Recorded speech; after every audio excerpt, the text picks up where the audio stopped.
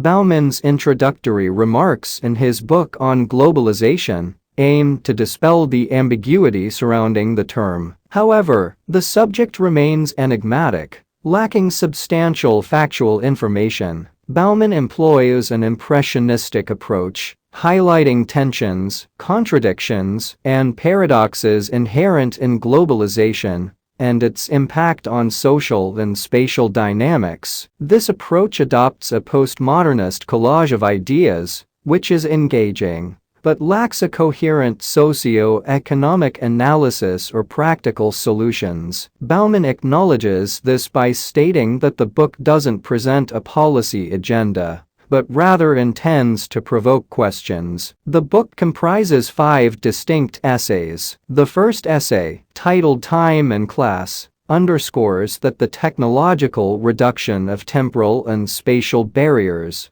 doesn't create uniformity, but rather accentuates polarization in the human condition. Bauman likens the newfound freedom of capital to historical absentee landlords who disregarded the welfare of their supporting population. He suggests that modern elites controlling technological advancements possess an unparalleled ability to isolate the rest of society, imposing a considerable cultural, psychological, and political toll. Yet, the validity of these claims remains uncertain, given the absence of empirical support. The subsequent essay, Space Wars, a career report, offers diverse reflections mainly centered on urban policies, criticizing Le Corbusier's modernist architectural ideas for negating the vitality of streets and condemning Brasilia, the planned capital of Brazil, for erasing serendipitous encounters through overly rational and aesthetic design.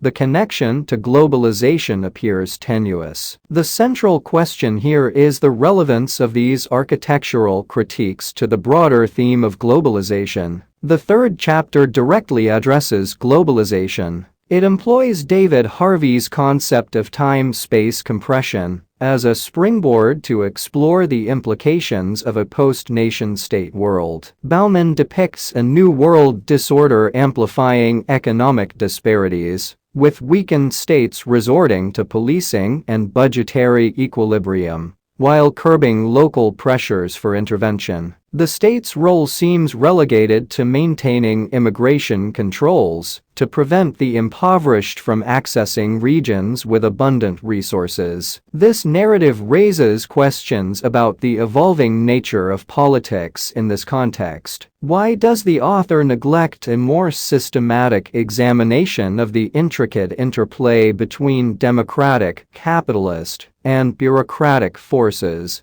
that shape economic and migration policies? Dismissing the need for a policy stance shouldn't entail disregarding politics as an arena of contestation. The last 2 chapters, titled Tourists and Vagabonds and Global Law, Local Orders, exhibit clearer focus. The former delves into the disparities between affluent global tourists traveling for various purposes and disadvantaged vagabonds like refugees compelled to move due to extreme circumstances. The latter chapter critiques the growing reliance on incarceration as a solution for surplus populations. Notably, the U.S. prison population escalated from 230 inmates per 100,000 residents in 1979 to 649 in 1997, a striking statistic. Contemporary trends suggest that rehabilitation and vocational training under stringent factory-like discipline